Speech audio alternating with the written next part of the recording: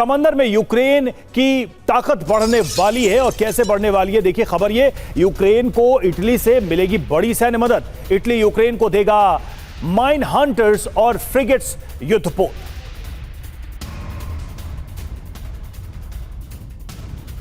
और अहम खबर है, रूस यूक्रेन जंग के बीच नाटो से स्वीडन यूक्रेन को देगा सैन्य मदद। स्वीडन की तरफ से कीव को $79 मिलियन की मदद की पेशकश की गई।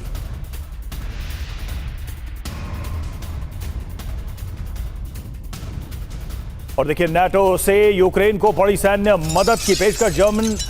जर्मनी यूक्रेन को सैन्य पैकेज देगा। 2026 तक $10.5 अरब की मदद देगा जर्मनी। तो एक तरीके से देखिए यूरोपीय देशों की तरफ से मदद की भरमार की जा रही है। एक के बाद एक सभी यूरोपीय देश अपनी स्थिति के अनुसार यूक्रेन को मदद का ऐलान करते जा रहे हैं।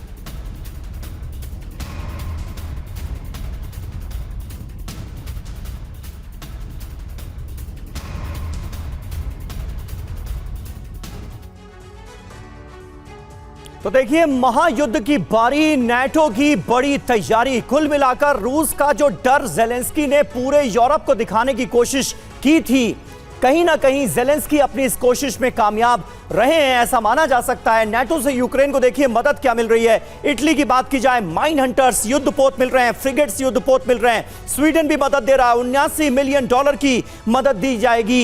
ये पेशकश की गई है। हथियार, गोला बारूद भी स्वीडन से यूक्रेन को मिलेंगे। इसके अलावा जर्मनी जो है वो सैन्य पैकेज दे रहा है $10.5 अरब का। तो तमाम नाटो देश खुलकर मदद के लिए जेलेंस्की की यूक्रेन की आगे आ चुके हैं। ऐसे में अब होता क्या देख रहे हैं विक्रमजीत जी, ये तो बड़े पैमाने पर युद्ध को एक्सटेंड करके आगे तक ले जाने की तैयारी सीधे तौर पर नजर आ रही है। और क्या जेलेंस्की अपने इस मकसद में कामयाब हुए हैं कि पूरे यूरोप को रूस का भय दिखाया जा सके और बताया जा सके कि देखिए खतरा सिर्फ मुझ तक ही सीमित नहीं है, पूरे यूरोप पर है। क्या यूरोप ने यह मान लिया है? ये तैयारियां इसकी मुनादी कर रही हैं क्या?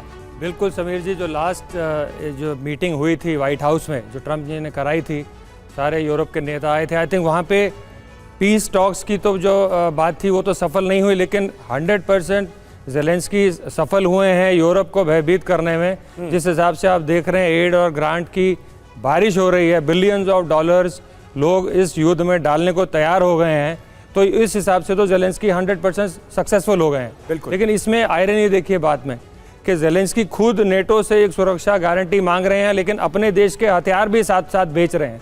यदि वो उतने उनके हथियार जिसको कहते हैं हम कुशल हैं या कौशल हैं उनमें कि अपने आप इंडिपेंडेंटली वो लड़ पाएँ, तो ये बड़ा ही एक एक कॉन्ट्राडिक्टरी सा सिचुएशन है। नेवर माइंड, वो तो जो हो रहा है जेलेंस्की जरूर इसमें सक्सेसफुल हुए हैं जी। मैं इसमें एक बात कहना चाहूँगा, जो आपने युद्ध की बात की, जो सैन्य युद्ध की बात की, और सी फ्रंट से जो अब उनको ज़्यादा सैन्य मदद मिलेगी, फ्रिगेट्स मिल रहे हैं उनको या माइन हंटर्स मिल रहे हैं।